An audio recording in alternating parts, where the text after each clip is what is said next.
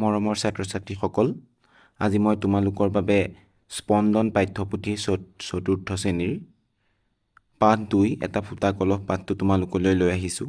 ইয়াতে আমি প্ৰথমতে কি আছে চাওঁ আহাচোন। প্ৰথমতে লিখিছে, সেউজীয়া গছলতা, ৰং বিৰঙৰ ফুল, ধুনীয়া চৰাই-চিৰিকটি আদিয়ে আমাৰ মনত কিমান যে আনন্দ দিয়ে। প্ৰকৃতিৰ এই উপাদানবোৰে আমাৰ চৌপাশ অধিক সুন্দৰ কৰি ৰাখিছে। আমি প্ৰকৃতিক ভাল পাওঁ।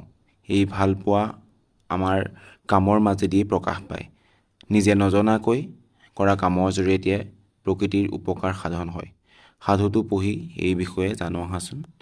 এতিয়া আমি আমাৰ চাৰিওফালৰ পৰিৱেশৰ কথা যদি ক'বলৈ যাওঁ, গছ লতা, ধুনীয়া চৰাই চিৰিকটি আদি সকলোবিলাকে আমাৰ প্ৰকৃতিখন বহুত সুন্দৰ কৰি সজাই ৰাখিছে আৰু সেই প্ৰকৃতিখনক আমি সকলোৱে ভাল পাওঁ।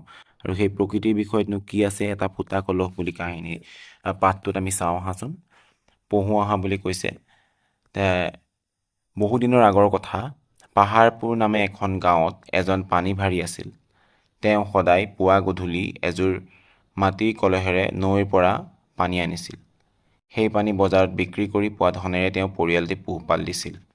তেওঁ ঘৰৰ পৰা নৈ ঘাটলৈ এমাইলমান দূৰৈত আছিল আৰু পানীভাৰীজনে কলহযোৰ এডাল বাউকাৰ দুয়ো মূৰত সিকিয়াৰে ভাৰ বান্ধি লয়। তেনেকৈয়ে নিতৌ নৈৰ ঘাটৰ পৰা বজাৰলৈ পানী কঢ়িয়াই নিয়ে। সুখে দুখে সদায় একেলগে থকা কলহযোৰৰ মাজত ভাল বন্ধুত্ব গঢ়ি উঠিছিল। এতিয়া ইয়াতে কৈছে কি জানানে তোমালোকক, এই গাঁওখনৰ নাম কৈছে পাহাৰপুৰ, ঠিক আছে, পাহাৰপুৰ গাঁও।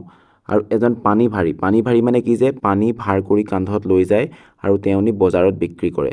আৰু সেই ভাৰ কৰি নিবৰ কাৰণে কি হয় যে তেওঁ বহুত দূৰলৈ এমাইলমান দূৰলৈ নৈৰ ঘাটলৈ যাব লাগে। আৰু সেই পানীভাৰীজনে কলহযোৰ এডাল বাউকাত দুই মূৰেৰে সিকিয়াৰে বান্ধি লয় বুলি কৈছে। মানে কি হয়, বাঁহৰ পানী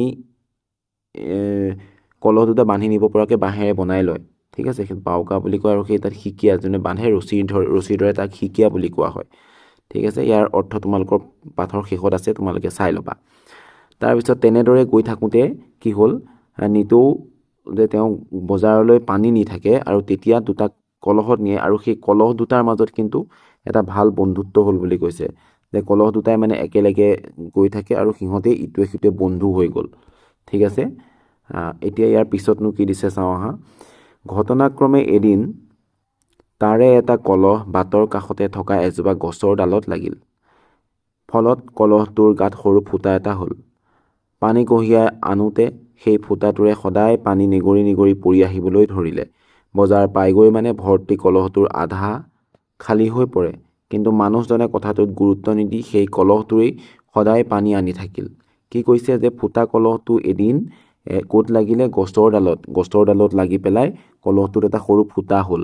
আৰু ফুটা হ'ল যদিও কিন্তু পানী নিগৰি নিগৰি পৰে যদিও কিন্তু সেই পানীভাৰীজনে সেই কলহটোৱে পানী ভৰাই আনে আৰু শেষত ৰাস্তাত পানী পৰি পৰি তেওঁ বজাৰ পাই মানে খালী নহয়গৈ, কিন্তু আধা পানীহে থাকেগৈ, ঠিক আছে। তেনেধৰণে কিন্তু পানী আনি থাকিলে, ঠিক আছে। তাৰ পিছৰ পেৰেগ্ৰাফটোত কি কৈছে চাওঁ আহা। এনেদৰে এটা এইখিনিৰ পৰা পঢ়িছোঁ মই। এনেদৰে সদায় ফুটা কলহটোৰ পানী পৰি অহা দেখি নুফুটা কলহটোৰ বৰ বেজাৰ লাগিল। নুফুটা কলহটো যিহেতু বন্ধুৰ বৰ দুখ লাগিলে। বন্ধুৱে কিয় দুখ লাগিলে সি বৰ দুখেৰে ফুটা কলহটোক ক'লে। ফুটা কলহটোক নুফুটা কলহটোৱে কৈছে। ইয়াত কাল্পনিক যিহেতু কলহে কথা পতা বুজাইছে, মানে নুফুটা কলহটোৱে ফুটা কলহটোক কৈছে কি বুলি, যে বন্ধু তুমি সদায় তোমাৰ পেটত খুৰাদেৱে তুলি দিয়া পানীখিনি ধৰি আনিবলৈ চেষ্টা কৰা। পিছে তোমাৰ ফুটাটোৰেহে বৰ আহুকাল দিছে। খুৰাদেৱে কোনোবা এদিন তোমাক পেলাই দিয়ে বুলি মোৰ বৰ ভয় লাগিছে। কি কৈছে যে তোমাৰ পেটত যে সেই ফুটাটো হ'ল, তথাপিতো তুমি পানী আনি আছা, কিন্তু খুৰাদেৱে যদি তোমাক কলহটো ফুটা বুলি কৈ পেলাই দিয়ে তেতিয়া কি হ'ব, সেইটো ভাবিহে মোৰ ভয় লাগিছে। তাৰপিছত কি কৈছে যে জানোচা কেতিয়াবা মই অকলশৰীয়া হৈ পৰোঁ, মানে ফুটা কলহটোৰ ভয় লাগিছে যে বন্ধুক যদি মই হেৰুৱাওঁ, বন্ধুক যদি হেৰুৱাই মই অকলশৰীয়া হৈ পৰোঁ, সেইটো ভয়তে ফুটা কলহটোৱে এদিন চিন্তাত নুফুটা কলহটো এদিন চিন্তাত পৰিছে আৰু ফুটা কলহটোক সেই কথাখিনি কৈছে। ইয়াৰ পিছত কি কৈছে চোৱা, পাছদিনা পুৱা ফুটা কলহটোৱে ইনাই বিনাই কান্দিবলৈ ধৰিলে। কলহটোৰ কান্দোন শুনি পানীভাৰীজনে আচৰিত হৈ সুধিলে। ফুটা কলহতে মানে চিন্তাত পৰি গ'ল নুফুটা কলহৰ কথা শুনি। এতিয়া ফুটা কলহৰ কন্দা শুনি পানীভাৰীজনে সুধিলে যে কলহ বোপাই, তুমি পুৱাই পুৱাই কিয় কান্দিছা? তুমি ৰাতিপুৱাই পুৱাইনো কিয় কান্দিছা? কিবা কষ্ট পাইছা নেকি? কলহটোক পানীভাৰীজনে কি বুলি সুধিলে যে তুমি যে কান্দি আছা কিয়? তুমি কিবা কষ্ট পাইছা? তেতিয়া কলহটোৱে চকু পানী টুকি টুকি উত্তৰ দিলে। কি বুলি ক'লে? আপুনি চাগৈ মন কৰা নাই যে মোৰ পেটত এটা ফুটা হৈছে। আপুনি কঢ়িয়াই অনা পানী সেই ফুটাটোৰে গোটেই বাটটোত পৰি পৰি আহে। আপুনি নদীৰ পৰা মোক পানীৰে পূৰ কৰি লৈ আহে, পিছে বজাৰ গৈ পাই মানে পানী আধামানহে ৰয়গে। আপোনাৰ কষ্ট অথলে যোৱা দেখি মোৰ দুখ লাগিছে। কি কৈছে? যে আপোনাৰ কষ্টবিলাক এনেই গৈছে, অথলে গৈছে, সেইকাৰণে মোৰ দুখ লাগিছে বুলি কৈছে। আৰু সেই নুফুটা কলহে যোনখিনি কথা কৈছিলে সেই কথাখিনিকে কৈ পেলাই কৈছে যে আপোনাৰ কষ্ট হৈছে, মোৰ দুখ লাগিছে, আৰু মোৰ এনে লাগিছে যেন মই দিনক দিনে অলাগতিয়াল হৈ পৰিছোঁ। আৰু সেই ফুটা কলহটোৱে ক'লে যে মই দিনক দিনে যেন অলাগতিয়াল হৈ পৰিছোঁ, মোৰ ফুটাৰে পানীখিনি পৰি পৰে, মোৰ যে কোনো কামেই নাই, মই আপোনাক কাম কৰি সহায় কৰি দিব পৰা নাই, মোৰ আধা পানী ইতিমধ্যে পৰিয়ে গৈছে। ফুটা কলহৰ বেজাৰত তেনেধৰণে কান্দি কান্দি পানীভাৰীজনক কৈছিলে। এতিয়া তাৰপিছত পানীভাৰীজনে কি কৰে চাওঁ। পানীভাৰীজনে কিন্তু মিচিকিয়া হাঁহি মাৰি পেলাইহে কৈছে। কি কৈছে? যে পৃথিৱীৰ সকলো বস্তু আৰু সকলো কামৰে মূল্য আছে। সকলো বস্তু আৰু সকলো কামৰে মূল্য আছে। দুখ নকৰিবা, মই তোমালোকক এটা দৃশ্য দেখুৱাওঁগৈ ব'লা। সেই বুলি কি কৈছে যে তোমালোকক এটা দৃশ্য দেখুৱাম ব'লা, এটা ঠাইলৈ লৈ যাম ব'লা। এই বুলি মানুহজনে কলহটোৰ বাওকাত সিকিয়াৰে বান্ধি লৈ সদায় অহা যোৱা বাটটোৰ পিনে আগুৱাই গ'ল। সদায় অহা যোৱা কৰা একেটা বাটেৰেই আকৌ গ'ল। গৈ পেলাই অলপ দূৰৰ পৰা বাটটোলৈ আঙুলিয়াই তেওঁ সুধিলে, বোপাইহঁত, বাটটোত তোমালোকে কি দেখিছা বাৰু? বাটটোত কিবা এটা নিশ্চয় দেখুৱাবলৈ নিছে, আৰু সেইটোকে আঙুলিয়াই পেলাই কৈছে, তোমালোকে এই বাটটোলৈ চোৱাচোন, বাটটোত তোমালোকে কি দেখিছা? বোপাইহঁত বুলি ইয়াত কলহক কৈছে। ঠিক আছে। এতিয়া তেওঁ আহি পেলাই এয়া পাইছেহি, পাই পেলাই বোপাইহঁত চোৱাচোন বুলি কৈছে, কি দেখিছা? তেতিয়া নুফুটা কলহটোৱে কি ক'লে যে খুৰাদেউ, বাটটোৰ এটা কাষত ফুলেৰে জাতিষ্কাৰ হৈ থকা দেখিছোঁ আৰু আনটো ফালে শুকাই আছে।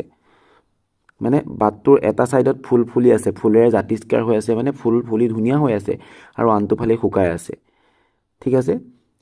তেওঁ তেতিয়া কলহযোৰাক বুজালে। কি বুলি বুজালে চোৱাচোন। আমি ঘৰৰ পৰা ওলাই আহোঁতে আমাৰ লগত পানী নাথাকে, কিন্তু নদীত পানী ভৰাই আমি বাটটোৰ যিটো কাষেৰে বজাৰলৈ যাওঁ, এটা কাষেৰে বজাৰলৈ যায় নহয়, পানী প্ৰথমতেতো নাথাকে। যিটো কাষেৰে বজাৰলৈ যাওঁ সেই কাষটোৰে ফুটাটোৰ পৰা পানী নিগৰি নিগৰি পৰি থাকে, আৰু প্ৰতিবাৰে তোমাৰ ফুটাটোৰ পৰা পানী পাই পাই বাটৰ দাঁতিৰ ফুলবোৰ জকমকাই ফুলি উঠিছে।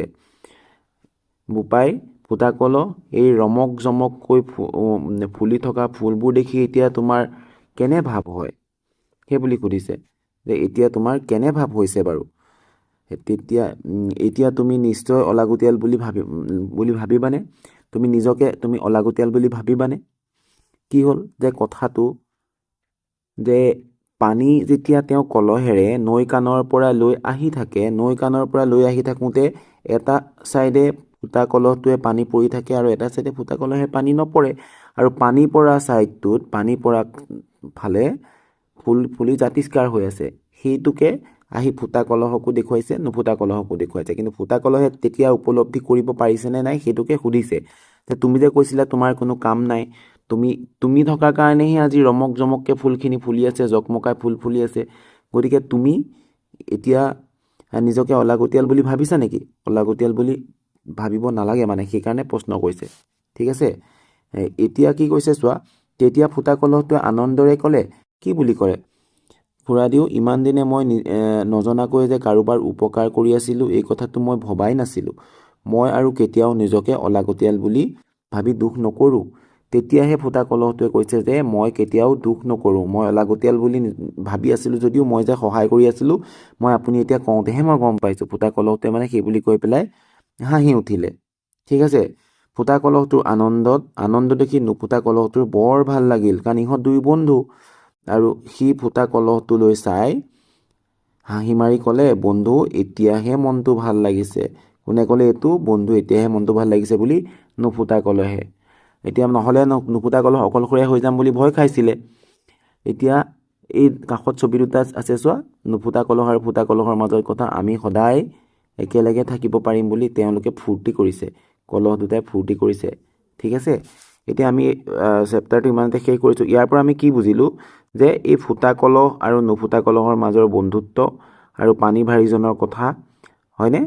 পাহাৰপুৰ নামৰ গাঁওখন আছিলে আৰু সেই গাঁওখনত পানী ভাৰীজনে পানী কঢ়িয়াই জীৱন নিৰ্বাহ কৰিছিলে। আৰু পানী পৰি পৰি এটা চাইডে ফুল হৈ গৈছিলে, ফুটা কলহৰ ফুটাৰে পানী পৰি পৰি। সেইটো কাৰণে ফুটা কলহে পিছত উপলব্ধি কৰিলে যে তেওঁৰো এটা কাম আছে, তেওঁ অলাগতিয়াল নহয়। ঠিক আছে। এতিয়া আমি প্ৰশ্ন উত্তৰলৈ যাওঁ আহাচোন। ক্ৰিয়াকলাপতনো কি আছে চাওঁ। তলত দিয়া প্ৰশ্নকেইটাৰ শুদ্ধ উত্তৰটো বাছি উলিয়াই সঠিক বৃত্তটো পূৰ কৰা বুলি কৈছে। ঠিক আছে। প্ৰথম প্ৰশ্নটো কি দিছে যে পানী ভাৰীজনে কান্ধত কলহযোৰ বান্ধি লৈ বাটটোৰ কোনফালেদি অহা যোৱা কৰিছিল? বাটটোৰ ক দিছে বাটটোৰ মাজেৰে, বাটটোৰ সোঁফালে, বাটটোৰ বাওঁফালে, বাটটোৰ একা বেঁকাকৈ। এতিয়া কি বুলি কৈছে বাৰু? পানী ভাৰীজনে পানী লৈ কোন দিশেৰে যায় বুলি কৈছে? বাওঁ হাতে কৈছিল নে সোঁ হাতে কৈছিলে বাৰু? তোমালোকে ইতিমধ্যে পঢ়ি আহিছা নিশ্চয়।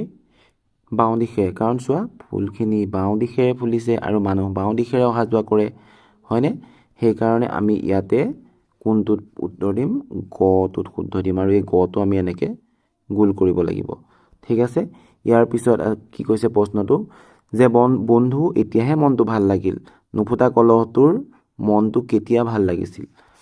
ক দিছে লগৰ কলহটোৰ গাত ফুটা হৈছিল, ফুটা কলহটো অলাগতিয়াল নহয় বুলি জানিব পাৰিছিল, পানী ভাৰীজনে নৈৰ কাষৰ বাটটো দেখুৱাবলৈ লৈ গৈছিল, বজাৰ পাইগৈ মানে ভৰ্তি কলহটো আধা খালী হৈ পৰিছিল। কোনটো হ'ব বাৰু শুদ্ধ উত্তৰ? খ, ফুটা কলহটো অলাগতিয়াল নহয় বুলি জানিব পাৰিছিল। একদম শেষত পাইছোঁ আমি এতিয়া যে ফুটা কলহটো অলাগতিয়াল নহয় বুলি গম পাইছিলে, আৰু সেইটোৱে অলাগতিয়াল নহয় বুলি গম পাইছিলে আৰু তেতিয়াই কৈছিলে বন্ধু এতিয়াহে মনটো ভাল লাগিছে। অলাগতিয়াল নহয় কাৰণেই মনটো ভাল লাগিছিলে। ঠিক আছে। ইয়াত খটো হ'ব।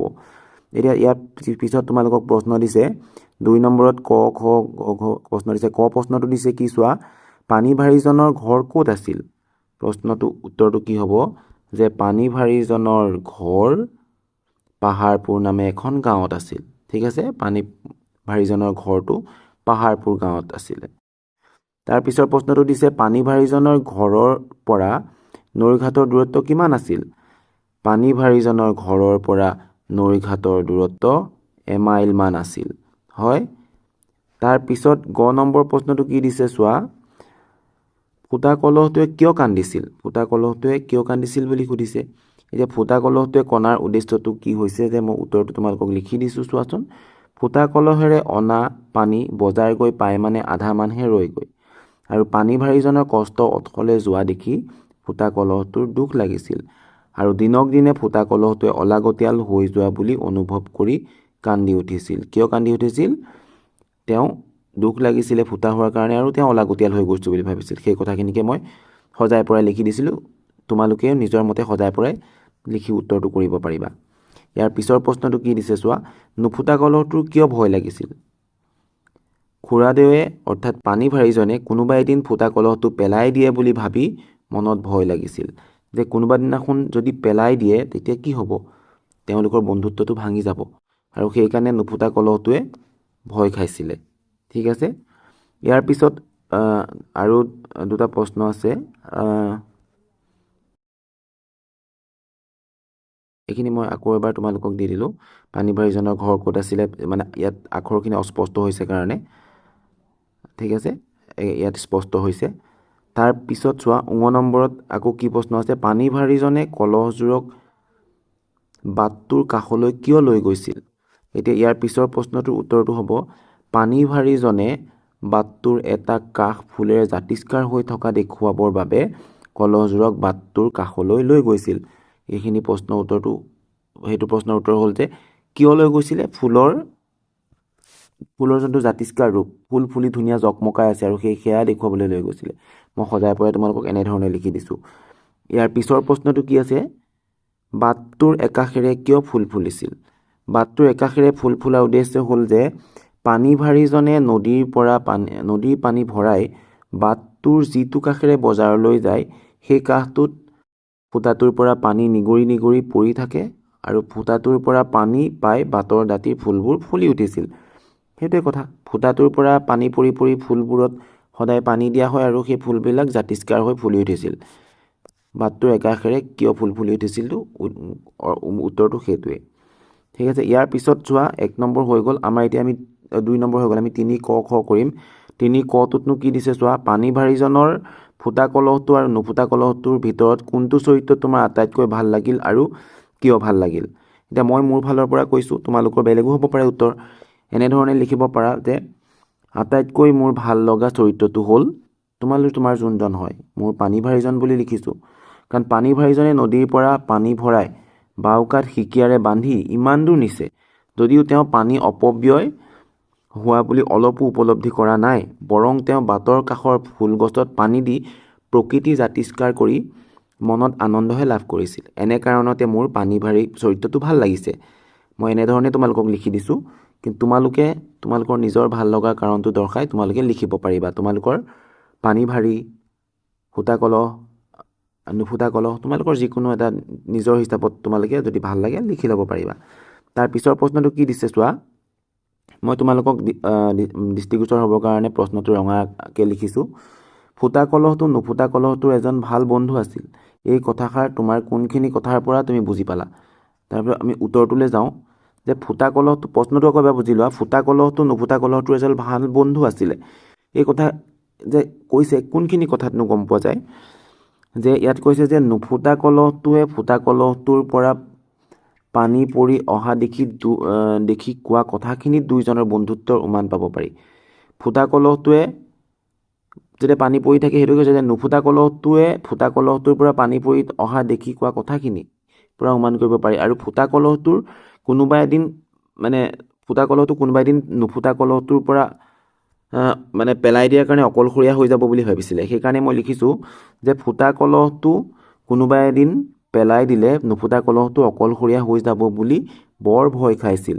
আৰু ইয়াৰ পৰাই বুজিব পাৰি যে দুয়োজনৰ বন্ধুত্ব আছিল, দুয়োজনৰ ভাল বন্ধু আছিলে। ঠিক আছে, নুফুটা কলহটোৱে বন্ধুত্ব ভাঙি যাব বুলি এনেধৰণেই ভাবিছিলে আৰু ইয়াৰ পৰাই গম পাই যে তেওঁলোক ভাল বন্ধু।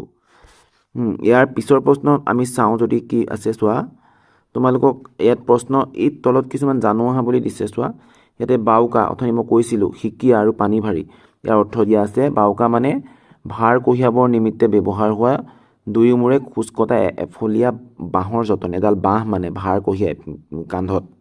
সিকিয়া, বাওকাত দুয়োমূৰে ওলোমাই ভাৰ দিয়া জৰীৰ যতন, মানে জৰী মানে ৰছী, ওলোমাই নিয়া জৰীৰ যতন। সেই ৰছী এডাল যতন বনাই লয় কলহ সোমাই ল'বৰ কাৰণে বাওকাডালৰ দুইফালে, তাকে কয় সিকিয়া।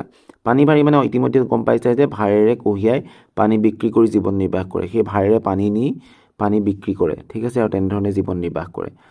ইয়াত 4 নম্বৰ প্ৰশ্নটোত কি দিছে চোৱা।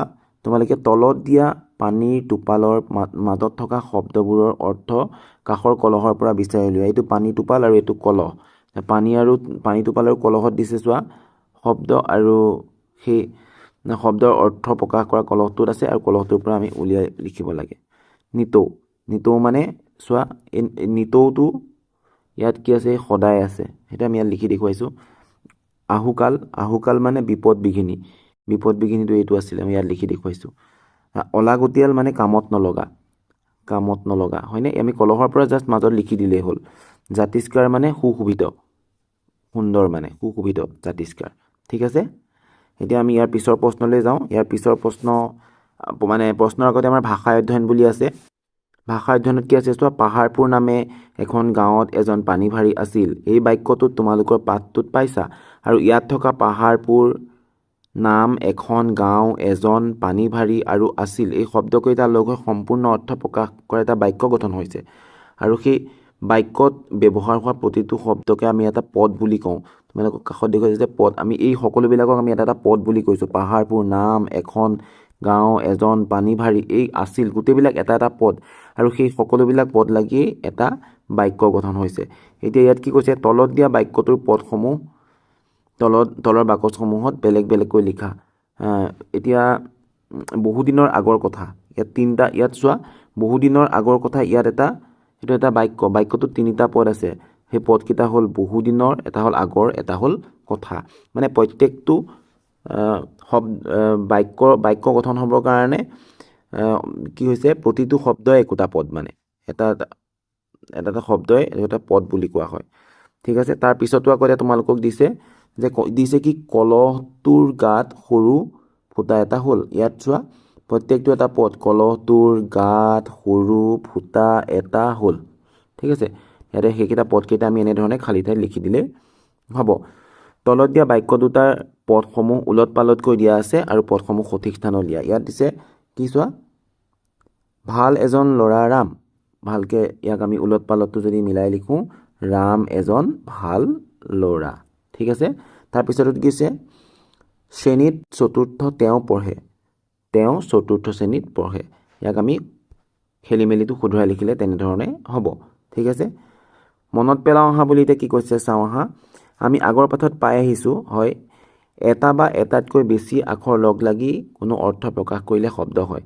আখৰ বুলি কোৱাৰ লগে লগে আমি আগতে পাই আহিছিলোঁ এতিয়া ধৰি লোৱা এতিয়া বুলি যে কৈছে সেই এতিয়াটো এ যোগ ত যোগ হচৈ যোগ আ এনেকৈ পাই আহিছিলোঁ আগৰ পাঠটোত ঠিক আছে সেই শব্দ লগ লাগিয়ে বাক্য হয় আৰু শব্দ হ'বলৈ কি লাগে এটা আখৰ লাগে যেনে তোমালোকক উদাহৰণ দিছে বন্ধু এতিয়া মন ভাল লাগ ঠিক আছে ওপৰৰ শব্দকেইটা ব্যৱহাৰ কৰি বাক্য সাজিলে কি হ'ব ওপৰৰ শব্দকেইটা ব্যৱহাৰ কৰি যদি বাক্য সাজো চোৱা বন্ধু এতিয়াহে মনটো ভাল লাগিছে বন্ধু এতিয়াহে মনটো ভাল লাগিছে ঠিক আছে এইটো এটা সেই শব্দকেইটা ব্যৱহাৰ কৰি এটা বাক্য সাজিলে এই ওপৰৰ শব্দকেইটা ব্যৱহাৰ কৰি এটা বাক্য সাজি দেখুৱালে অৰ্থাৎ এটা বা এটাতকৈ অধিক পদ লগ হৈ মনৰ ভাৱ অৰ্থপূৰ্ণকৈ প্ৰকাশ কৰিলে তাক বাক্য বোলে ইয়াৰ বাক্যৰ এটা ডেফিনেশ্যন বা বাক্য কাক বোলে এটা তোমালোকক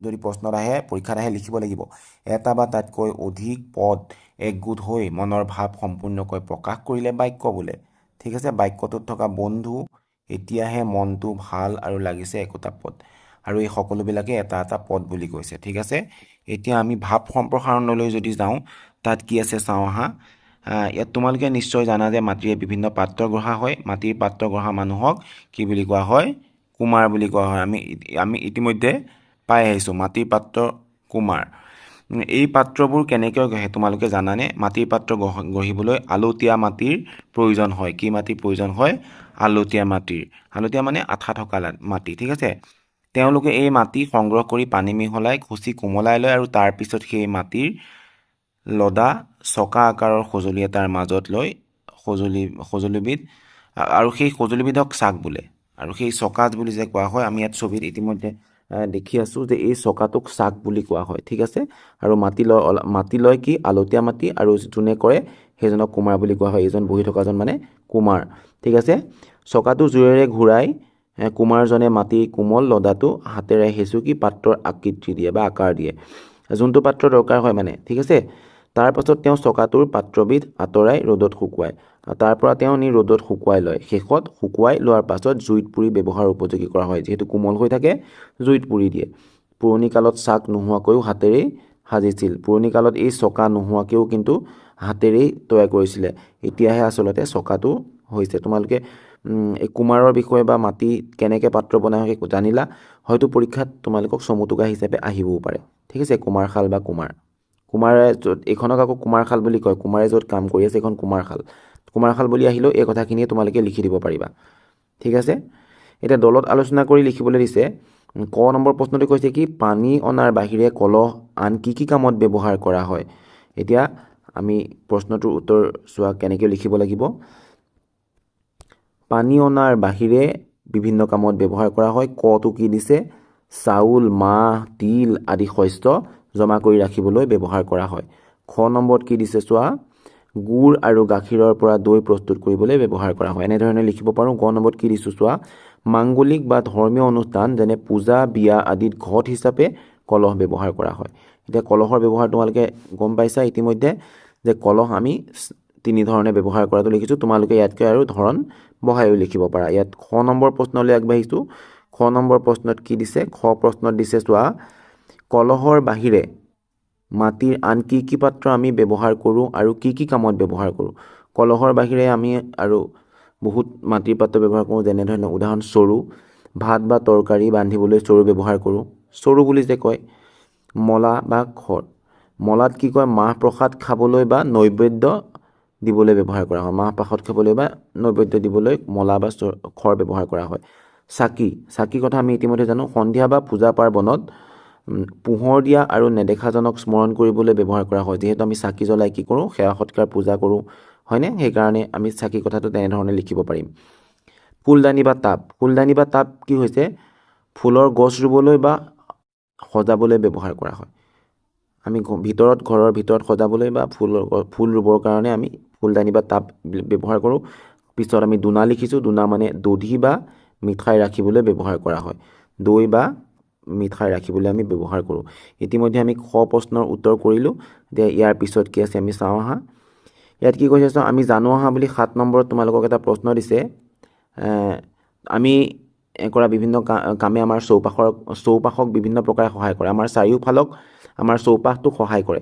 ঠিক আছে, তুমি কৰা কিছুমান কামৰ বিষয়ে এখন তালিকা লিখা।